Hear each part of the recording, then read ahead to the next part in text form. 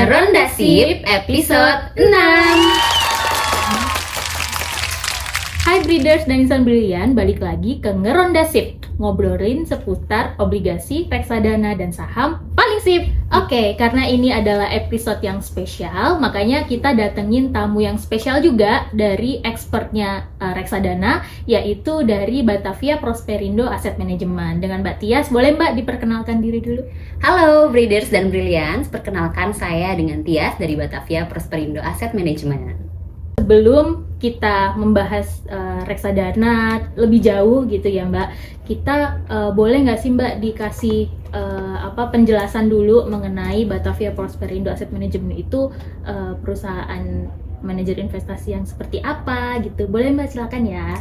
Ya, jadi seperti yang tadi Fiona sempat info juga, jadi Batavia Prosperindo Asset Management adalah sebuah perusahaan manajer investasi, tentunya pengelola reksadana. Kami berdiri sejak tahun 1996 sebagai salah satu pelopornya juga perusahaan manajer investasi di Indonesia.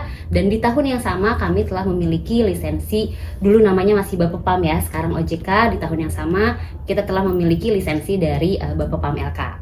Gitu. Dan kita saat ini secara dana kelolaan sampai dengan 31 Oktober 2023 dana kelolaan kita sekitar 38,5 triliun. Berarti dana kelolaannya udah banyak ya, berarti Batavia masuk top 7.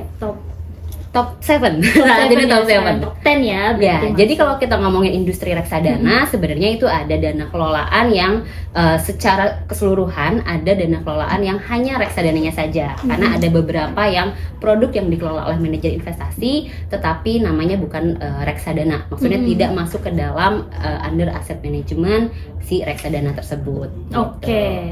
Oke, teman-teman insan brilian dan breeder semua, kita daripada membahas yang lebih jauh gitu ya, kita enaknya membahas yang dari yang mudah-mudah dulu gitu ya. Kita bahas tentang yang kita udah familiar gitu dengan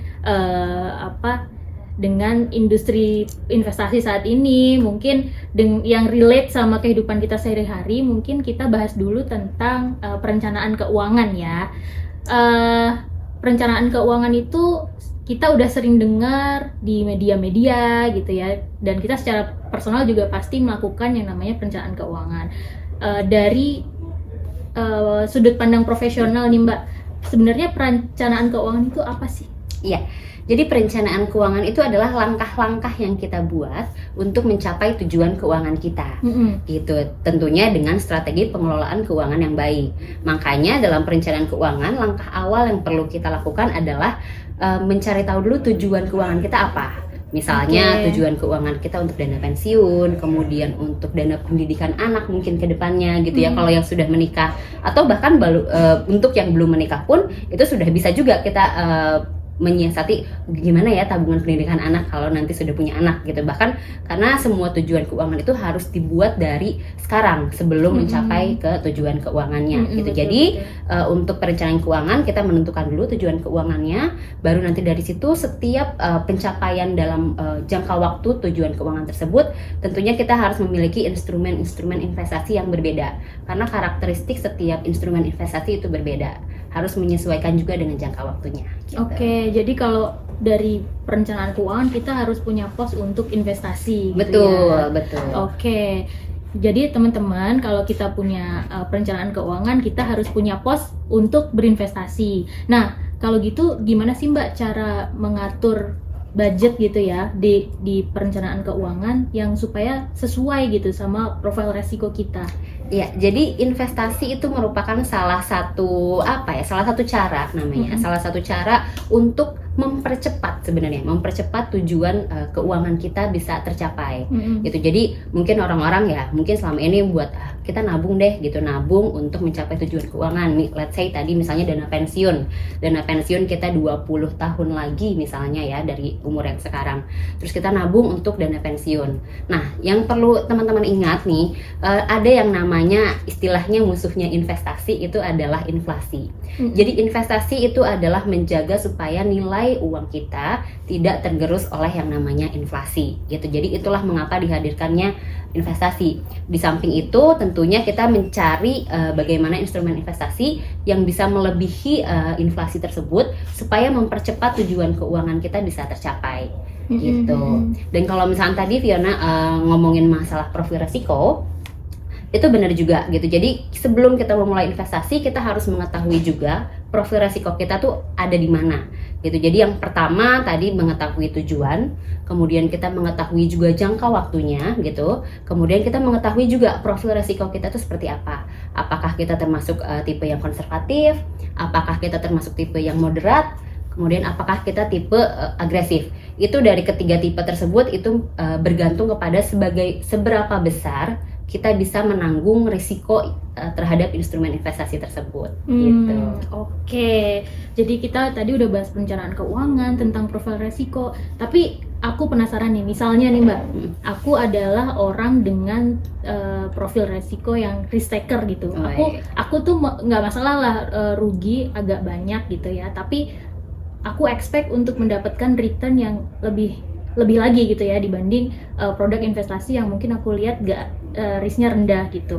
Kira-kira kalau dari Batavia ada nggak sih produk yang bisa memadai untuk aku yang profilnya adalah risk taker gitu? Oke, jadi kalau risk taker kita bisa katakan itu profilnya agresif ya gitu, karena dia bisa menerima risiko istilahnya risiko penurunan yang lebih tinggi dibandingkan dengan profil-profil resiko lainnya gitu.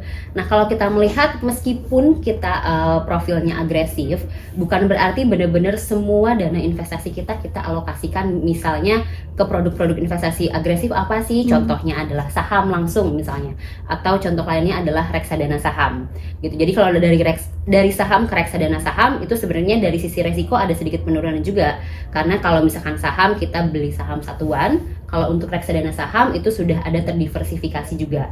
Tapi dari sini kan sebenarnya itu tergolong kepada satu klasifikasi kelas aset yang sama gitu, sama-sama underlying-nya adalah saham. Nah makanya kita bisa juga menyesuaikan porsi lainnya ke instrumen investasi yang lain. Misalnya Fiona merupakan tipe yang agresif, kita sebenarnya bisa diversifikasi juga. Jadi kan sering dengar ya ada istilah don't put all your eggs in one basket gitu ya. Walaupun kita masuk ke reksadana gitu ya, satu reksadana udah terdiversifikasi misalnya gitu.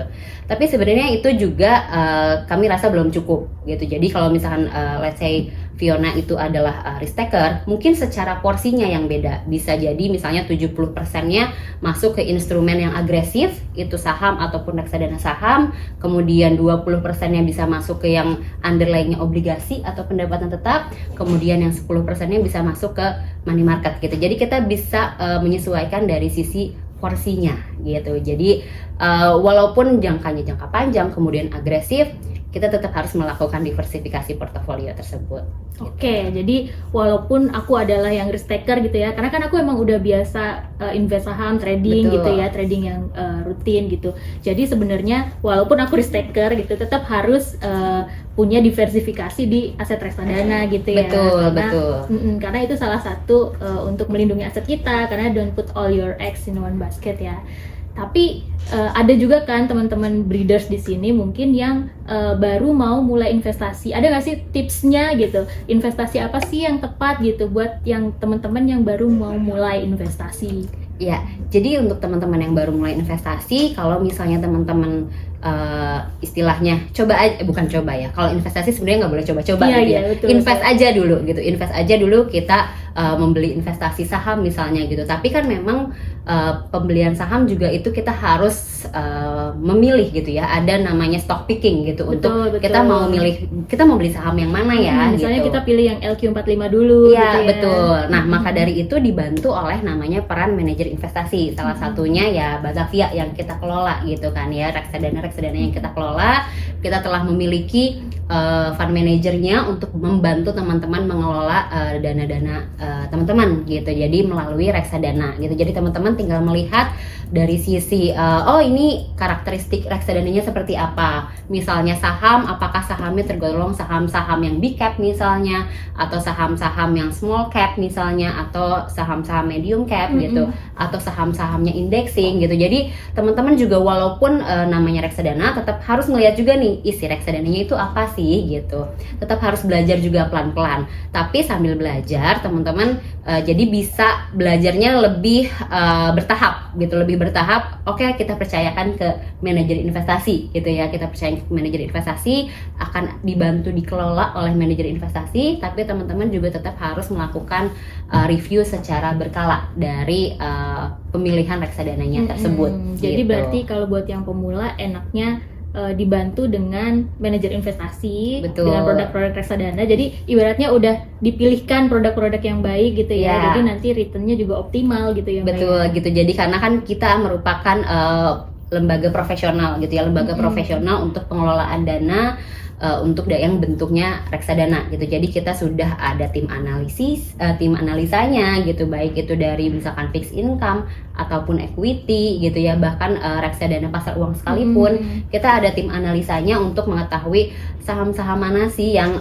likuiditasnya baik, kemudian dari sisi kapitalisasinya juga besar gitu. Jadi kita memilih saham-saham tersebut melalui analisa yang baik gitu. Jadi teman-teman sedikit melewati satu step tambahan untuk menganalisa 900 saham yang ada di bursa ini gitu kan ya. Betul, gitu. betul. Oke. Tadi kan kita udah ngomongin kalau pemula enaknya ke reksadana dulu karena udah ada lembaga profesional yang melakukan aspek-aspek kayak analisa gitu ya. Boleh nggak sih Mbak dibagi ke kita tips untuk memilih reksadana yang baik itu gimana gitu? Ya, sebenarnya untuk memilih reksadana yang baik, pertama dikembalikan lagi pertama dari tujuan investasi dulu yang tadi. Tujuan investasi kita apakah jangka panjang, apakah untuk dana pensiun, apakah dana pendidikan, atau bahkan hanya untuk dana liburan di tahun depan gitu. Kita harus tahu dulu tujuan investasi kita itu untuk apa. Kemudian kita harus tahu juga tadi profil resiko kita. Baru setelah itu ada beberapa tips untuk memilih reksadananya. Misalnya kita sudah tahu ini untuk dana pensiun. Oke, kalau dana pensiun berarti jangka panjang. Mungkin kita bisa alokasikan lebih banyak ke instrumen-instrumen yang istilahnya lebih agresif gitu ya. Nah, misalnya ke reksadana saham. Nah, dari reksadana saham tersebut kita ada beberapa tips. Misalnya pertama kita pilih kokinya siapa sih gitu, atau yang mengelola reksadana ini Manajer siapa? investasinya siapa? Manajer gitu investasinya siapa? Apakah cukup kredibel gitu? Karena kan uang kita dititipin nih, kita Iya, harus betul. kita percaya nggak sih Betul, sama betul, manajer betul. investasi ini gitu kan? Jadi oke, kita udah tahu nih manajer investasinya kredibel. Kemudian kita lihat lagi dana kelolaan yang mereka kelola ini sekarang berapa ya gitu, betul, karena betul. itu bisa mencerminkan dari sisi kepercayaan nasabah. Oh, semakin banyak dana kelolaannya berarti semakin banyak nasabah yang percaya terhadap manajer investasinya tersebut gitu. Betul, Makanya betul, itu betul. salah satu pentingnya dana kelolaan di dalam suatu reksadana Oke, gitu. AUM-nya ya. Betul, dan itu juga bisa mencerminkan likuiditas dari reksadana tersebut gitu. Oke. Kemudian yang bisa dilihat lagi adalah biasanya nih orang-orang justru melihat awalnya returnnya dulu nih berapa gitu ya.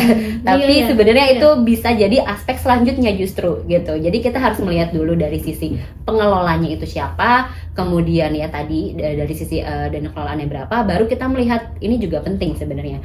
Baru kita melihat biasanya kan ada di dalam fund fact sheet gitu ya, atau laporan bulanan dari reksadana itu bisa tercermin top 10 efek dari reksadana tersebut. Jadi isinya Siapa? apa aja Betul, gitu ya, jadi kita reksadana harus itu. tahu juga gitu. Biasanya di dalam fund fact sheet itu dulu udah cukup lengkap.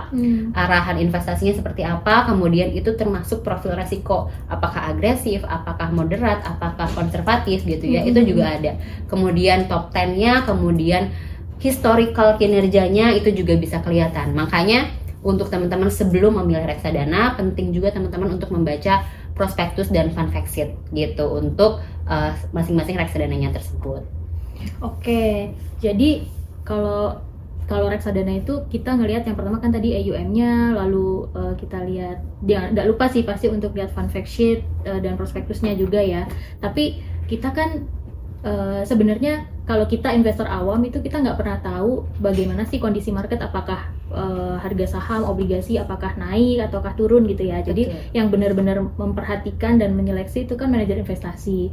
Nah, kira-kira strateginya gimana gitu ya, tiap-tiap manajer investasi khususnya di Batavia Prosperindo untuk memaksimalkan return kalau misalnya saham dan obligasi di market lagi turun gitu harganya, Mbak. Ya, jadi kita memang memiliki strategi untuk yang misalnya Batavia Dana Saham atau reksadana saham kita secara keseluruhan gitu ya.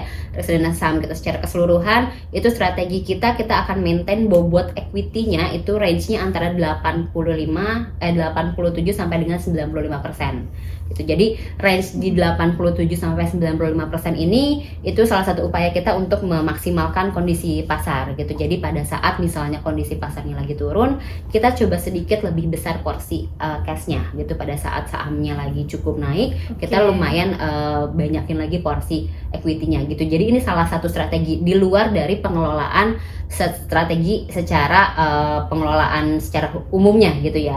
Kalau pengelolaan secara umum tentunya kita akan memperhatikan fundamental dari masing-masing underlying reksadananya tersebut. Kemudian kita juga memperhatikan juga tentunya dari sisi pergerakan pasar juga pastinya kita akan perhatikan dari sisi perkembangan makroekonominya juga, kemudian sentimen dari luar itu juga tentunya akan kita perhatikan gitu ya. Jadi kita juga ada tim yang memang khusus analisa, misalnya untuk reksadana saham ada khusus analisa sektor perbankan misalnya atau sektor consumer, kita ada tim analisanya sendiri gitu untuk melihat saat ini pergerakannya sektor ini lagi cukup oke gitu misalnya, atau sektor ini kayaknya saat ini lagi belum oke kayak gitu-gitu, kita sudah ada tim analisnya sendiri gitu. Oke, jadi memang dari Batavia tim investmentnya juga selalu aktif untuk mencari gimana sih supaya reksadana tetap terjaga gitu ya. Betul, jadi kita lebih sering bilangnya kita itu adalah aktifan fundamental gitu ya. Jadi secara aktif kita mengelola reksadananya, tapi kita sangat memperhatikan fundamental dari underlying portfolio dalam reksadananya. Jadi emang sebenarnya kalau investasi reksadana itu sangat memudahkan kita gitu ya untuk naruh dana dan udah diaturin gitu sama manajer investasi ya. Apalagi tadi mungkin Fiona sempat ngobrol tentang pemula gitu ya. Tentang pemula kan ya, pemula biasanya kita mungkin dananya tidak sebesar misalnya investor yang sudah lama atau sudah besar gitu ya. Betul. Nah, reksadana ini juga membantu salah satunya di situ, karena untuk membeli reksadana ini minimumnya sangat kecil ya. Gitu ya. Nah, biasanya untuk dari produk-produk reksadana yang ada di Batavia, minimum pembeliannya sebenarnya hanya 10.000. Tapi kembali lagi itu menyesuaikan dari kebijakan masing-masing agen penjual reksadananya gitu. Kalau yang di BRI Dana Reksa Sekuritas mungkin minimum pembeliannya mengikuti gitu ya. Jadi hanya dengan 10.000 teman-teman udah mulai bisa investasi gitu. Jadi tidak perlu istilahnya apakah untuk investasi kita harus nunggu punya dana dulu.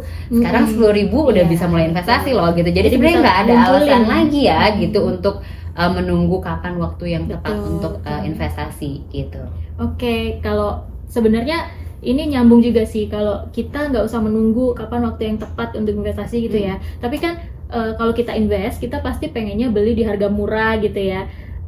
Jual di harga mahal gitu, karena kan kita mencari capital gain pasti. Betul. Kalau untuk investasi reksadana, kita perlu nggak sih cari timing yang tepat gitu ya untuk beli reksadana, atau sebenarnya ya kita akumulasi aja gitu? Menurut Mbak gimana? Ya, oke. Jadi sebenarnya pun misalnya saham kita nggak akan bisa tahu.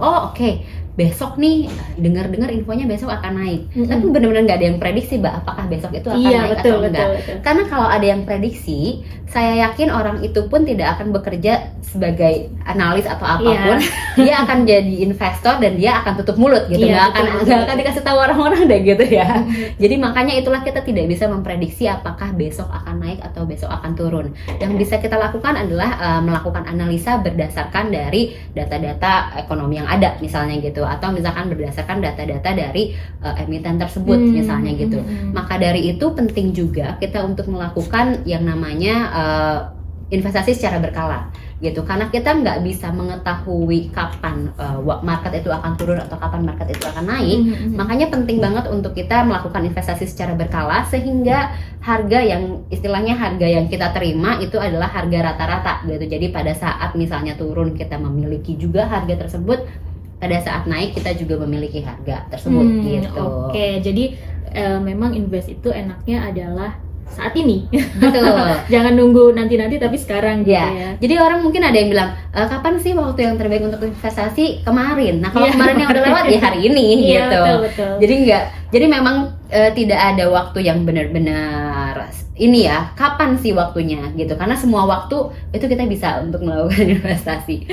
Oke, karena waktu yang tepat untuk investasi adalah saat ini, dan kebetulan sekarang kalau investasi reksadana bisa melalui Brights ya, Brights Easy, karena sekarang kita udah punya Brights Easy dan kita bisa beli reksadana melalui Brights Easy. Jadi lebih mudah ya teman-teman kalau mau beli reksadana, dan di situ kita bisa pilih reksadana sesuai kemauan kita. Jadi kita mau beli dari reksadana apapun, pasar uang, reksadana pendapatan tetap, reksadana campuran, reksadana saham, semuanya ada di BRI dan Reksa ya melalui Brights Easy. Wah, mantap.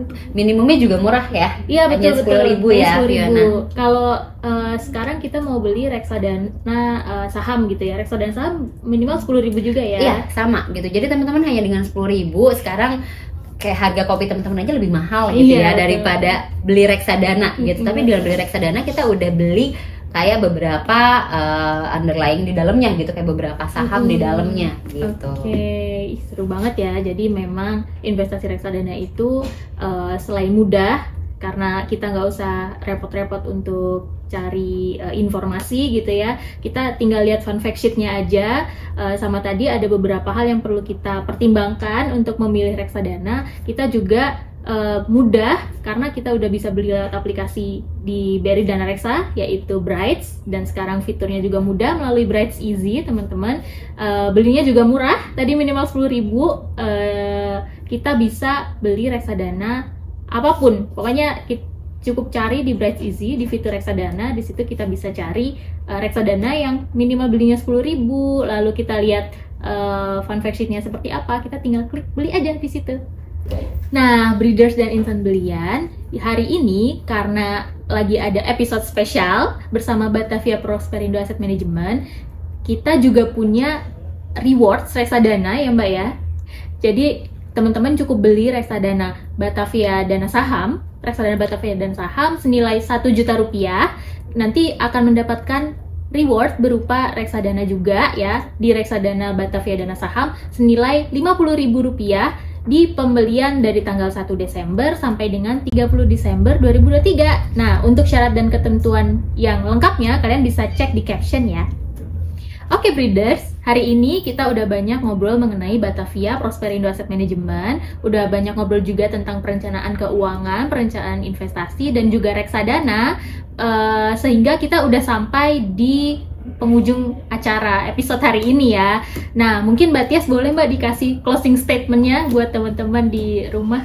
Oke, jadi aku ingin nge-highlight yang tadi kita sempat obrolin gitu. Kapan sih waktu investasi yang tepat itu? Nah, waktu investasi yang tepat mungkin kemarin. Tapi kalau kemarin teman-teman belum investasi, maka waktu investasi yang tepat adalah hari ini. Karena kita nggak bisa memprediksi kapan market itu akan naik, kapan market itu akan turun. Wih, mantap sekali. Jadi investasi yang tepat adalah saat ini. Oke, breeders, karena kita udah mengakhiri episode kali ini, dan nantinya kita akan ada banyak episode lagi ngobrolin tentang saham, obligasi, dan reksadana dengan pakar-pakarnya. Makanya kita tutup aja ya pertemuan kita hari ini di episode ini. Oke, bye-bye!